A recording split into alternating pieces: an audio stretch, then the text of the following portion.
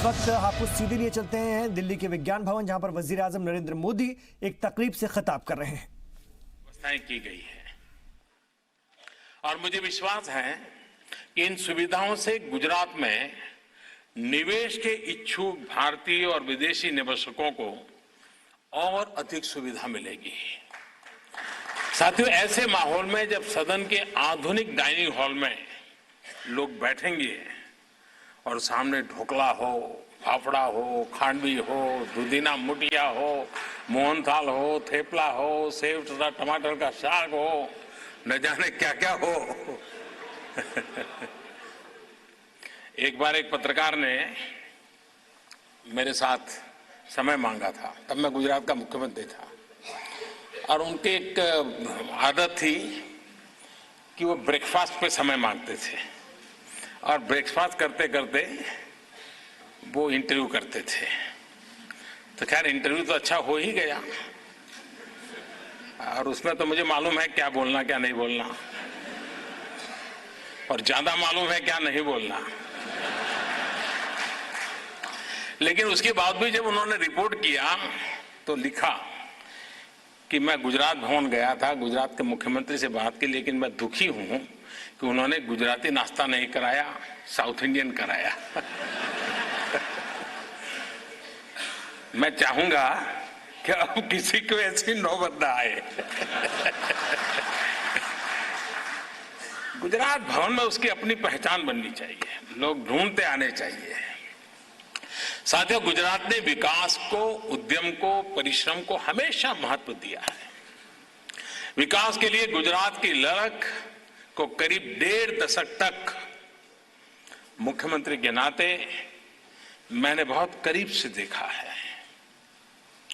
बीते 5 वर्ष से मैं देख रहा हूं कि गुजरात ने विकास के अपने सफर को और तेज किया है।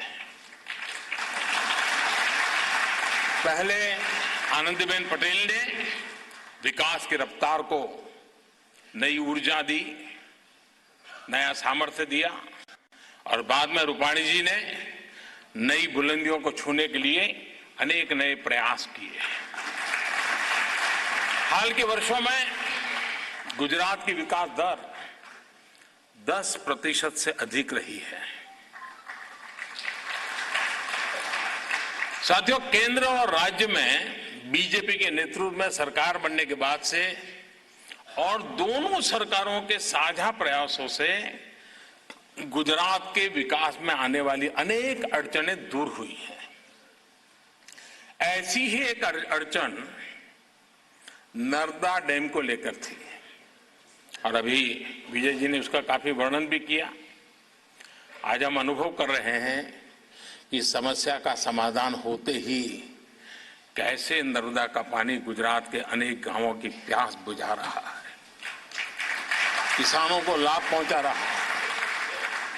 साथियों, सौनी योजना हो या फिर सुजलाम सुफलाम योजना, इन दोनों योजनाओं ने जो गति पकड़ी है उससे आज गुजरात के लाखों परिवारों को सुविधा मिल रही है।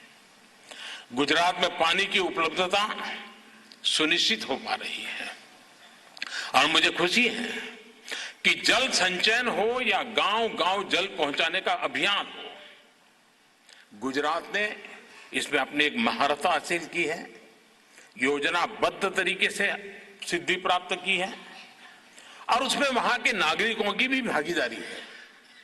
ये जन भागीदारी से हुआ है, और ऐसे ही प्रयासों से हम 2024 तक हर घर जल पहुंचाने में, पूरे देश की बात मैं कर रहा हूं, हम सफल होंगे। साथियों, सिंचाई के अलावा इंफ्रास्ट्रक्चर के दूसरे क्षेत्रों में भी अभूतपूर्व निवेश बीते 5 वर्षों के दौरान गुजरात में हुआ है, और इंफ्रास्ट्रक्चर प्रोजेक्ट के निर्माण की रफ्तार भी बढ़ी है। अहमदाबाद में मेट्रो सहित आधुनिक इंफ्रास्ट्रक्चर के अनेक प्रोजेक्ट्स तेजी से पूरे हुए हैं। बड़ौदा, राजकोट, सूरत और अहमदाबाद के एयरपोर्ट्स को आधुनिक बनाया गया है। इसके अलावा धौलेरा एयरपोर्ट और एक्सप्रेसवे की मंजूरी द्वारका में, जैसा विजय जी ने बताया, वहां एक पुल का निर्माण बेट द्वारका के लिए, railway university, maritime museum, marine police academy, Gandhi museum, ऐसे अनेक कार्य जो गुजरात में इन 5 वर्षों में हुए हैं। स्टैच्यू ऑफ यूनिटी ने तो दुनिया के टूरिस्ट मैप में भारत को और अधिक सम्मान देने में मदद की है। विश्व के नॉन मैगजीन्स, खास करके टूरिज्म सेक्टर से जुड़े हुए, स्टैच्यू ऑफ यूनिटी की चर्चा अवश्य करते हैं। और मैं अभी थोड़े दिन पहले पढ़ रहा था और मुझे खुशी भी हुई कि जन्माष्टमी के दिन 34,000 लोग, 34,000 लोग स्टैच्यू ऑफ यूनिटी सरदार साहब को के दर्शन करने के लिए लोग पहुंचे थे। एक दिन में 34,000 लोगों का जाना अपने आप में बहुत बड़ी बात है। साथियों, सामान्य मानवी को सुविधा पहुंचाने और स्वास्थ्य को उत्तम बनाने के लिए भी गुजरात ने सराहनीय काम किया है। बीते 5-6 वर्षों में गुजरात में मेडिकल के इंफ्रास्ट्रक्चर में और तेजी से काम हुआ है। अहमदाबाद सहित राज्य के अनेक हिस्सों में आधुनिक अस्पतालों और मेडिकल कॉलेज का जाल बिछाया जा रहा है। इससे युवाओं को गुजरात में ही मेडिकल की पढ़ाई और रोजगार के अवसर भी मिल रहे हैं। स्वास्थ्य के साथ साथ उज्ज्वला योजना और प्रधानमंत्री आवास योजना को लागू करने में भी गुजरात काफी आगे रहा है। गुजरात की जनता के जीवन को आसान बनाने की इस मुहिम को, ईज ऑफ लिविंग को आगे बढ़ाने के लिए इसकी रफ्तार को हमें और गति देनी है। साथियों, भारत के अलग अलग राज्यों की सांस्कृतिक, सामाजिक और आर्थिक ताकत ही उसे महान बनाती है, ताकतवर बनाती है। लिहाजा देश के हर हिस्से, हर राज्य की ताकत को, शक्तियों को पहचान कर हमें आगे बढ़ाना है। उनको नेशनल और ग्लोबल स्टेज पर अवसर देना है। इसी साझा ताकत से हम उन संकल्पों को सिद्ध कर पाएंगे जो आने वाले 5 वर्षों के लिए तय किए गए हैं। दिल्ली में तकरीबन हर राज्य के भवन है, सदन है। ये गेस्ट हाउस के रूप में ही सीमित न रहे, इसका ध्यान रखा जाना चाहिए। राज्यों के ये सदन दिल्ली में सही मायने में राज्यों के ब्रांड के रूप में प्रतिनिधि हो, देश और दुनिया से संवाद करने वाले हो, और इसके लिए काम करना जरूरी है। ये भवन टूरिज्म और ट्रेड के सेंटर बने, इस दिशा में भी काम किया जाना चाहिए। साथियों, देश के कई राज्य हैं जो कनेक्टिविटी के लिहाज से थोड़े दूर है। देश विदेश के बिजनेस लीडर, उद्यमियों को दिल्ली से वहां जाने में कई बार काफी समय भी लग जाता है। जब समय कम हो तो देश की राजधानी में उस राज्य का बिजनेस सेंटर होना, कल्चर को, आर्ट को और क्राफ्ट को शोकेस करने के लिए भी वहां सुविधा होना बहुत बड़ा उपयोगी होता है। जम्मू कश्मीर और लेह लद्दाख से लेकर नॉर्थ ईस्ट तक, विंध्य के आदिवासी अंचलों से लेकर साउथ के समुद्री विस्तार तक हमारे पास देश के साथ शेयर करने और दुनिया को ऑफर करने के लिए बहुत कुछ है। अब हमें इसको प्रमोट करने के लिए अपनी सक्रियता बढ़ानी होगी। ऐसे में राज्यों के भवन में ऐसी व्यवस्था होनी चाहिए कि कोई भी यहां जाकर पर्यटन से लेकर निवेश तक के सारे सवालों के जवाब हासिल कर सके। मैं फिर एक बार आप सभी को गर्वी गुजरात के लिए बहुत बहुत बधाई देता हूं, और मैं आशा करता हूं गुजरात के व्यंजनों को स्वाद लेते लेते ये जरूर याद रखिएगा कि हमें देश को सिंगल यूज प्लास्टिक से मुक्ति दिलानी है।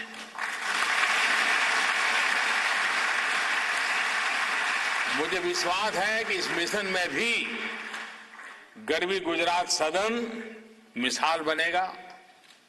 फिर एक बार आप सबको इस नए भवन के लिए बधाई, शुभकामनाएं।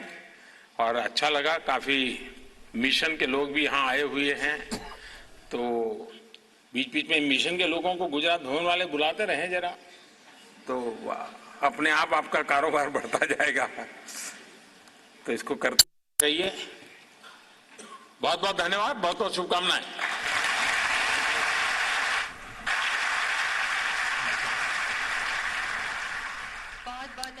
तो वजीर आजम नरेंद्र मोदी ने गुजरात भवन का इफ्तिताह किया है। इसका नाम गरवी गुजरात भवन रखा गया है और ये वक्त से पहले, तयशुदा वक्त से पहले इसकी तामीर हो गई थी।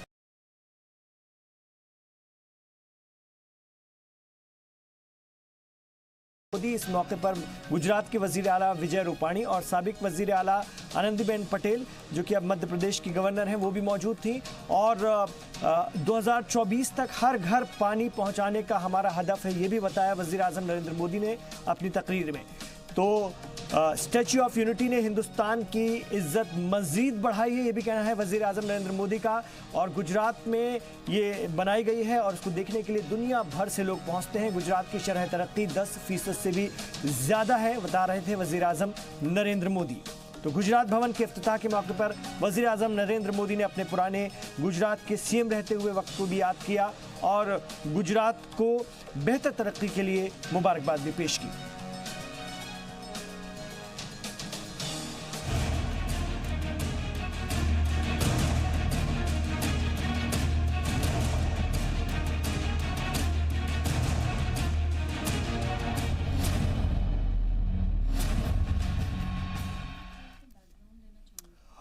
हिंदुस्तानी सिफारतकार गौरव अहलुवालिया ने पीर को इस्लामाबाद में कुलभूषण जाधव से मुलाकात की। 3 साल से ज्यादा वक्त से जेल में बंद कुलभूषण जाधव की यह पहली काउंसलर एक्सेस थी। पाकिस्तान ने दूसरी बार कुलभूषण जाधव को काउंसलर एक्सेस देने की तजवीज दी थी, जिसे हिंदुस्तान ने कबूल कर लिया। जाधव से मुलाकात के बाद अहलुवालिया ने पाकिस्तान में भारत के उप उच्चायुक्त से भी मुलाकात की। इससे पहले सिफारतकारों की मुलाकात जाधव से 2 अगस्त को कराई जानी थी, लेकिन भारत पाकिस्तान के बीच बढ़ते तनाव की वजह से इसे कैंसिल कर दिया गया। यानी कश्मीर से लेकर कुलभूषण तक पाकिस्तान एक तरह से सरेंडर कर चुका है। और अगर हम देखें तो हिंदुस्तानी हुकूमत की कूटनीतिक या डिप्लोमेसी के चलते जिस तरह की कोशिश हो रही है उसको लेकर के पाकिस्तान बैकफुट पर नजर आता है। इतने तनाव के बावजूद भी पाकिस्तान को इंटरनेशनल कम्युनिटी की बात को मानना पड़ा है। यह हिंदुस्तान की अगर हम बात करें डिप्लोमेसी की एक बड़ी कामयाबी है। इस पर भी हम चर्चा करेंगे। और बड़ा सवाल यह है कि क्या कुलभूषण की वापसी का काउंटडाउन शुरू हो चुका है? यह भी एक अहम सवाल है, इस पर भी बात करेंगे। मेरे 5 सवाल जिसके इर्द गिर्द हमारी चर्चा घूमेगी। हमारा आज का पहला सवाल है कि क्या कश्मीर से लेकर कुलभूषण तक पाकिस्तान सरेंडर कर चुका है? हमारा आज का पहला सवाल। दूसरा सवाल है, क्या कुलभूषण की वतन वापसी का काउंटडाउन शुरू हो चुका है? तीसरा सवाल, क्या भारत के दबाव में पाकिस्तान ने काउंसलर एक्सेस की शर्त नहीं रखी, यानी बिना शर्त इसे माना है इसे देने के लिए? वही पाकिस्तान जो पहले इस मामले में बात नहीं करना चाहता था, अड़ रहा था और फांसी की सजा वहां पर सुना दी गई थी कुलभूषण जाधव को, टेररिस्ट, आतंकवादी, दहशतगर्द डिक्लेयर करके। चौथा सवाल, क्या डिप्लोमेसी के सुपरस्टार हैं मोदी? इस पर भी हम बात करेंगे। और 5वां सवाल, क्या ये हिंदुस्तानी हुकूमत की एक बड़ी हिकमत अमली की वजह से मुमकिन हो पाया है? इस पर बात करेंगे, क्योंकि कहीं ना कहीं हुकूमतों की दृढ़ इच्छा शक्ति इसमें बड़ा किरदार अदा करती है। सरबजीत भी पाकिस्तान में थे और उनके साथ क्या हुआ, हुकूमतें उस वक्त की उन्हें नहीं ला पाई। और आज कुलभूषण जाधव को लेकर के हमें ये मौका मिला है, अभिनंदन की वापसी दूसरे तीसरे दिन करा ली गई थी। तो ये हुकूमतों की इच्छा शक्ति पर भी डिपेंड करता है क्या, इस पर भी हम बात करेंगे। मेरे साथ बहुत खास मेहमान हैं, मैं उनका तारुफ आपसे कराना चाहूंगा। इस वक्त हमने अपने साथ प्रोफेसर रत्नेश द्विवेदी जी को जोड़ा है, जो कि प्रोफेसर हैं, प्रोफेसर एंड इंटेलिजेंस एक्सपर्ट हैं OSI इंटेलिजेंस USA में। अभी आपको थोड़ी देर बाद स्क्रीन पर वो नजर आ जाएंगे। देखिए, अब दिखेंगे रत्नेश द्विवेदी जी। रत्नेश जी, स्वागत है आपका। मेरे साथ इस वक्त रेणु भाटिया जी स्टूडियो में तशरीफ फरमा है, भारतीय जनता पार्टी की लीडर है। रेणु जी, आपका स्वागत है, खैर मकदम है। सुबुही खान जी को मैंने अपने साथ जोड़ा है, इस्लामिक स्कॉलर के तौर पर भी वो अक्सर रहती है, राजनीतिक विश्लेषक के तौर पर भी रहती है, पाकिस्तान की नब्ज को अच्छे से समझती है, वहाँ के जो लीडरान हैं, जो वहाँ की पॉलिसीज हैं और जो वहाँ की सियासत है, उस पर आपकी अच्छी पकड़ है। इसलिए मैं हमेशा सुबुह जी को इस तरह के मामलों में साथ रखता हूं। मैंने अपने साथ संजय के चड्ढा जी को भी जोड़ा है। सीनियर एडवोकेट हैं सुप्रीम कोर्ट में, और आपसे मैं बहुत सारी चीजें इस पूरे मामले के कानूनी पहलुओं को समझूंगा और हमारे नाज़रीन को भी समझना चाहिए। मेरे साथ इस वक्त संजीव कौशिक जी भी हैं, सियासी तज्ज़ियाकार हैं। खुशकिस्मती है मेरी कि आप मेरे साथ हैं और आपका आलोचनात्मक नजरिया हमारे नाज़रीन को काफी पसंद आता है। तो आइए शुरुआत करते हैं इस चर्चा की। क्योंकि थोड़ी सी अलर्ट चर्चा शुरू हुई, वज़ीर आज़म नरेंद्र मोदी को हम तमाम लोग सुन रहे थे, तो मैं चाहूंगा कि जल्दी जल्दी हम लोग अपनी बात रखें ताकि समय पर सबकी बातें भी पूरी हो सके। मैं सबसे पहले संजय जी आप ही पास आना चाहूंगा। संजय के चड्ढा जी, चूंकि आप कानून के बड़े जानकार हैं, मैं आपसे बस इतना समझना चाहूंगा, ये जो दिया गया है हिंदुस्तान को, हिंदुस्तान की तरफ से कुलभूषण जाधव को, इसको क्या कहते हैं, क्यों कहते हैं और इसका मतलब क्या होता है? थोड़ा सा हमें समझा दीजिए हमारे नाज़रीन को आसान लफ्जों में। देखिए, दो तीन बड़े अहम चीजें हैं। एक तो Vienna convention of consular relationship की एक वियना कन्वेंशन है, जिसके तहत तमाम मुल्क इंक्लूडिंग इंडिया और पाकिस्तान उसके मेंबर भी हैं। उसमें एक पैराग्राफ है, पैराग्राफ 36A, उसमें ये कहा गया है कि अगर काउंसलेट एक्सेस दी जाती है, उसमें फ्रीडम ऑफ कम्युनिकेशन होता है, जिसके तीन तरीके का होता है। एक तो कन्वर्स करेंगे, बातचीत करने का फ्रीडम है।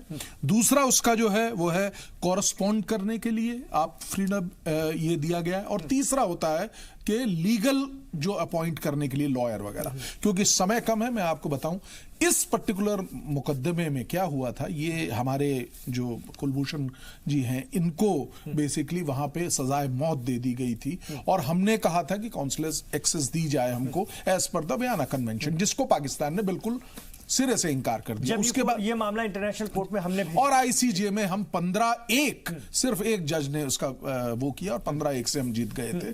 तो ये वहां से शुरू होके उसके बाद अभी क्या हो रहा था, आईसीजे के ऑर्डर में ये लिखा था कि आप वियना कन्वेंशन के मुताबिक और अपने डोमेस्टिक लॉज के मुताबिक उनको ये एक्सेस दें।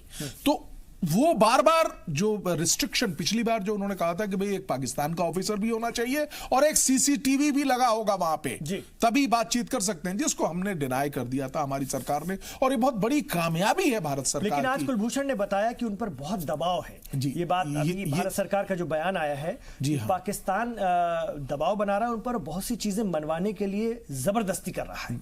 इसको कैसे देखें ऐसे वक्त में, मतलब कानूनी पहलू से, जबकि इंटरनेशनल कोर्ट का जजमेंट उनके फेवर में आया है, ऐसे में दुनिया की भी नजर होगी। मतलब पाकिस्तान अगर इस तरह की हरकत करता है तो क्या? देखिए, ये तो शुरू से ही रही है, सरबजीत वाले मैटर में भी रहा है, और तमाम ये तो शुरू से पाकिस्तान की एक स्टाइल ऑफ वर्किंग ही यही है। लेकिन अब इस केस में क्योंकि वियना कन्वेंशन का ऑर्डर है कि जैसे उसके पैराग्राफ के अनुसार उनको एक लीगल अपॉइंट करने का भी, क्योंकि यहां पे क्या है कि अब एक चैलेंज होगा हमारा, ये एक सबसे बड़ा, कि किस तरीके से जो सजाए मौत की उनको सजा दी गई है उसको चैलेंज करके दोबारा से किस प्रकार से उनको बरी करके लेके आना है। तो ये एक बहुत बड़ा चैलेंज है। चैलेंज तो है, बिल्कुल चैलेंज तो है। सुबह ही कुछ कहना चाह रही हैं जी, अपनी बात जी। इमरान जी, मैं जो आपको थोड़ा सा बैकग्राउंड देना चाहती हूँ, उससे आपके दो सवालों के जवाब पता चल जाएंगे। एक तो जो पाकिस्तान की मानसिकता है, किस टाइप की वो स्टेट है, वो आपको पता चल जाएगा, और जो आप गवर्नमेंट का इस पूरे सिनेरियो में क्या रोल रहा है वो हम सबको पता चल जाएगा। थोड़ा सा मैं इसमें ये बताना चाहती हूँ कि देखिए, पाकिस्तान को एपिसेंटर ऑफ टेररिज्म या ग्लोबल टेररिज्म ऐसे ही नहीं कहा जाता है। ना तो वो किसी ह्यूमन राइट्स को मानते हैं, ना उनके यहाँ अपने कोई इंटरनल कोई लॉ एंड ऑर्डर है, ना वो कोई इंटरनेशनल ट्रीटीज को मानते हैं, ना किसी इंटरनेशनल कन्वेंशंस को मानते हैं। इसमें मैं थोड़ा सा बैकग्राउंड देना चाहती हूँ। जो कुलभूषण जाधव जी हैं, जो हमारे इंडियन नेवी के एक ऑफिसर थे, जिनको पाकिस्तान ने मार्च रिटायर्ड जी, उनको पाकिस्तान ने मार्च 2016 में डिटेन कर लिया था। वो स्पाइंग एंड टेररिज्म के उनके ऊपर चार्जेस लगा के अप्रैल 17 में उनको कन्विक्ट करके डेथ सेंटेंस दे दिया था। जैसे संजय जी ने बताया कि इस तरह के केसेस में Vienna convention on consular relations 1963 apply होता है, जो कि फ्रेमवर्क डिसाइड करता है कॉन्सुलर रिलेशंस का इंडिपेंडेंट स्टेट्स के बीच में। तो सारी इंडिपेंडेंट कंट्रीज को वो वियना कन्वेंशन मानना पड़ता है इस तरह के सिनेरियो में। इस केस में पाकिस्तान, क्योंकि कोई कानून, गैर कानूनी तो काम उन्हें सारे करने ही होते हैं, उन्होंने वियना कन्वेंशन का कोई भी प्रोविजन नहीं माना, किसी ट्रीटी का कोई भी जो है जो उन्होंने वहां पे सिग्नेचर करे हैं उसको उन्होंने दरकिनार कर दिया। तो जब अप्रैल 17 में जब कुलभूषण जाधव जी को उन्होंने डेथ सेंटेंस दिया, तो हमारी as present government proactively within a month 1 महीने के अंदर ही इंटरनेशनल कोर्ट ऑफ जस्टिस पहुंच गई और वहां पहुंच के उन्होंने पूरे अपने फैक्ट्स रखे और इंटरनेशनल कोर्ट ऑफ जस्टिस ने अभी जस्ट कुछ वीक्स पहले ही जजमेंट दिया है। उन्होंने बोला है पहली बात तो जो डेथ सेंटेंस आपने जाधव जी को दिया है दैट इज सस्पेंडेड जब तक कि आप अपने जजमेंट को रिव्यू नहीं कर लेते। Your judgement should be reviewed properly in the light of all the evidences and circumstances of the case. Legally आपको इसको रिव्यू करना पड़ेगा। दूसरा उन्होंने दिया है कि कॉन्सुलर एक्सेस आपको देनी पड़ेगी। आप सिग्नेटरी है वियना कन्वेंशन के, you have to follow that. आपको कॉन्सुलर एक्सेस देनी पड़ेगी। और इंटरनेशनल कोर्ट ऑफ जस्टिस ने हमारी गवर्नमेंट से, इंडिया से यह भी अग्री किया कि उन्होंने जाधव जी को ना तो कोई लीगल राइट्स दिए, ना उन्होंने उनको लीगल राइट्स से अवगत कराया और इंडिया को उनसे डिटेंशन के टाइम में भी, कन्विक्ट करने से पहले और डिटेंशन और कन्विक्शन के बीच का जो पीरियड था, डिटेंशन पीरियड में उन्हें किसी इंडियन ऑफिशियल से मिलने नहीं दिया गया, उनको कोई कॉन्सुलर असिस्टेंस नहीं दी गई। इस तरह से गैर कानूनी तरह से उन्होंने काम किया। तो जब ये इंटरनेशनल कोर्ट ऑफ जस्टिस का हमारे फेवर में ऑर्डर आया और पाकिस्तान को अपने मुंह की खानी पड़ी है, तब वो सैटरडे में अभी करतारपुर कॉरिडोर में हमारे इंडियन ऑफिशियल से मिले हैं और उसी सैटरडे में डिसाइड हुआ है कि जी हम मंडे को उनको कॉन्सुलर एक्सेस दे देंगे। अब उनको वो फाइनली बात माननी पड़ी है, मुंह की खानी पड़ी है। तो मैं ये बताना चाह रही हूं कि देखिए पाकिस्तान एक्चुअली लातों का भूत है, वो बातों से नहीं मानता है। वो ऐसी ही सरकारों से सही रहते हैं। वो ऐसी ही सरकार, जैसे आपने बोला सरबजीत के मामले में क्या हुआ था, क्योंकि सरकारों को प्रोएक्टिवली आगे आना पड़ता है। फिर आपसे पूछना चाहता हूं कि ये हुकूमत की दृढ़ इच्छा शक्ति, हुकूमतों की जो होती है ना, वो बहुत सारे कामों को करवा देती हैं। वो दौर भी हमने देखा है कि कई बार हम फंस जाया करते थे, हम मजबूर हो जाया करते थे, चाहकर भी कुछ नहीं कर पाते थे। तो क्या इसे मोदी हुकूमत की बड़ी कूटनीतिक डिप्लोमेटिक हुसूलियाबी मानेंगे या नहीं मानेंगे? आप हमें बताएं कि जो अभी काउंसलर एक्सेस की बात हो रही है वो मोदी हुकूमत के मजबूत इरादे की वजह से हो रही है या कानूनी दावपेच की वजह से हो रही है? पहले ये बताएं। दोनों। देखिए कानून होते हैं but you have to plead with आपके पास मैं रेणु जी के पास भी, रेणु जी आऊंगा। मैं सिर्फ ये कह रहा हूं कि आपके इरादे यदि मजबूत होते और कानूनी तौर पे आप दुरुस्त नहीं होते तो नहीं होता। सीधी सी बात है कि कानूनी रूप से आप इसके लायक थे कि इस केस को हम ले जाए वहां पे, और जो कोर्ट के कानून के जो इंटरनेशनल अधीन आता है उसके आधार पे ही आपको ये इजाजत मिली। अब वो पाकिस्तान यदि नानुकुर कर रहा था अभी तक के वक्त में और उसने यदि स्वीकार लिया तो निश्चित तौर पे भारत सरकार की एक जीत है, इससे मानने में कोई गुरेज नहीं है। लेकिन जो कुछ भी हो रहा है वो कानूनन ही हो रहा है। यदि कानून में ये नहीं होता, मजबूती नहीं होती, तो शायद ये संभव नहीं होता। इस चीज को भी इसी में हम ऐड करना चाहेंगे। तो इंटरनेशनल कानून या इंटरनेशनल अदालत के पास कौन लेकर गया था? ये आप मान रहे हैं ना, भारत सरकार की कूटनीतिक जीत है, आपने माना, लेकिन ले जाने की क्षमता, उसकी हिकमत कोई सरकार नहीं करती सर। कोई भी नहीं मैं पूछ रहा हूं कि यदि कोई और सरकार होती तो उसका क्या चला जाता और क्यों नहीं जाता? जिंदा वापस नहीं आया था सरबजीत सर इस देश में। उसकी बहन ने कहा, सरबजीत की बहन ने कहा था एक दिन कि मेरा भाई अगर वापस लौट सकता था, अगर मोदी दौर उस वक्त होता या मोदी हुकूमत उस वक्त होती। ये उनकी बहन की बात है। आप समझ सकते हैं कितनी मजबूर रही होंगी। आप बातों के चक्कर में नहीं जाए। राजनीति में इस तरह की बातें होती है। हमने ये भी हमने तो यही सुना है एक हेमराज के सर के बदले हम 10 ले आएंगे। तो ये कहना, मैं ये कह रहा हूं कि हमने ये भी सुना था कि एक हेमराज के सर के बदले हम 10 सर ले आएंगे। तो ये कहना और उसे पूरा करना दोनों दो चीजें हैं। जब आप एक जगह पे बैठे होते हैं, जब हुकूमत चला रहे होते हैं, कर रहे होते हैं, तो बहुत सारी चीजों को आपको माननी होती है। कानूनन ही आप कदम उठाते हैं और सरकारें आती हैं और जाती हैं। लेकिन जो कोई भी सरकार में रहे उसका ये दायित्व तो बनता है कि इस तरह से अपने देश के नागरिक के लिए वो कदम उठाए। जाहिर सी बात है कि कोई और होता उठाता नहीं उठाता। पिछली सरकारों में जो चीजें थी, जो ढीलापन था, उसमें और इसमें फर्क है सर। इसको मानिए ना, इसको नहीं मानेंगे आप? इमरान जी जस्ट वन क्वेश्चन, मानेंगे या नहीं मानेंगे? ये ढीलापन की बात ही नहीं है। मैं बार बार बोल रहा हूं कि यदि ये टाइट हुई होते और कानूनन ये पीछे होते तब क्या करते? जाहिर सी बात है कि कानून का साथ। रेणु जी समझ गए आप सर की बात? आपने समझ गया संदीप को? मतलब कोई और होता तब भी यही होता। ये कुछ नया नहीं हो रहा है। आज इमरान, आज ये ऐसा एक विषय बन गया है जब से ICJ में गए हैं सब लोग। ये ऐसा विषय बन गया कि आम नागरिक, एक लेमैन भी समझ पा रहा है कि ये सरकार स्ट्रांग है, इसीलिए ऐसा एक्शन हुआ। वरना सरकारें तो पहले भी थी, जैसे मेरे बड़े भाई अभी बोल रहे थे कि कानून अगर ऐसा ना होता तो सरकार क्या कर लेती। देखिए कानून तो वही है और सरकारें सिर्फ बदली हैं लेकिन मंशा नहीं थी, और ना ही उन्होंने कभी इस तरह से पाकिस्तान से टक्कर लेने की हिम्मत रखी पिछली सरकारों ने। आज मोदी जी ने एक स्ट्रॉन्ग मैसेज दिया है पूरी दुनिया को कि अगर आप गलत करोगे तो उसको आपको भुगतना पड़ेगा। और पाकिस्तान आप देखिए कितनी बार उसके झूठ नंग हुए, कितनी बार उसके वादे झूठे निकले, कितना उन्होंने इस दिनों में भी सोशल मीडिया के माध्यम से, अपने कैबिनेट में बोलने के माध्यम से मिसकंसेप्शंस क्रिएट की इस वर्ल्ड में।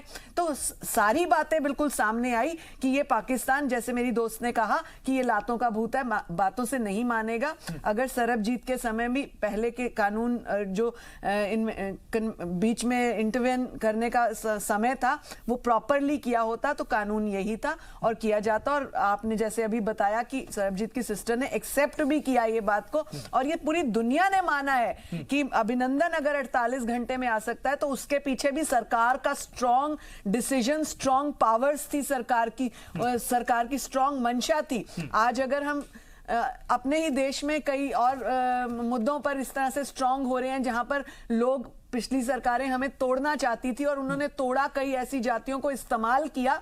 आज अगर वो हमारे साथ मिले हैं, आज दिन में ही कर रहे थे मौलवी साहब का जो एक मुलाकात हुई है, वो भी एक बड़ा स्ट्रॉन्ग मैसेज है। तो ये किसने करा? यही वही भारत है जो आजाद के बाद 70 वर्षों तक कोई ऐसा स्ट्रॉन्ग डिसीजन नहीं ले पाया, आज लिया है। तो मेरे को लगता है इसके लिए बहुत मुबारक होनी चाहिए। ठीक है, मैं लौट रहा हूं। अभी मेरे भाई बोल रहे थे, आपने उनसे प्रश्न किया कि क्या ये कानून के तौर पे ये वापस आ जाएंगे, तो डेफिनेटली आएंगे। ना का कोई शब्द नहीं है, भले ही समय थोड़ा लगेगा क्योंकि बहुत इंटैंगल्ड सिस्टम हो गया, लेकिन आएगा जरूर और वो वक्त बहुत नजदीक है। आपकी बात आगाज अच्छा हुआ है, अंजाम बहुत अच्छा बिल्कुल होगा। आपकी बात पे मैं आमीन कहता हूं, ऐसा ही हो। लेकिन इसके अगर व्यवहारिक रूप से देखें तो चीजें थोड़ी मुश्किल है। जैसा कि संजय जी भी कह रहे थे, मैं अभी प्रोफेसर साहब के भी पास आऊंगा, रत्ने द्विवेदी जी के पास, वो तो OSI इंटेलिजेंस यूएसए से जुड़े हुए हैं, उनसे भी मैं बहुत सारी चीजों को समझने की कोशिश करूंगा कि क्या ये इतना भी आसान है क्या। और जिस तरह से पाकिस्तान इस मामले को लेकर चल रहा था, उनकी मां और पत्नी के साथ जो बेहुरमती उस मुल्क ने की थी, उस मुल्क के मीडिया ने की थी, वो भी हम नहीं भूल सकते हैं। और किस तरह से एक मां को उसके बच्चे से ढंग से सीधे बात भी नहीं करने दी गई थी, और यहां तक कि उनकी बीवी और उनकी मां की चप्पलें उतरवा ली गई थी, कपड़े चेंज करवा लिए गए थे। यह हाल पाकिस्तान ने किया था और वहां के मीडिया ने किया था, वो भी हम नहीं भूल सकते। उम्मीद है कि उस एक एक चीज का बदला लिया जाएगा। हालांकि यहां से कहना ठीक नहीं है, लेकिन बदले से हमारा मतलब है कि उसका हिसाब होगा, और कहीं ना कहीं अगर न्याय होता है तो फिर पूरा न्याय होगा।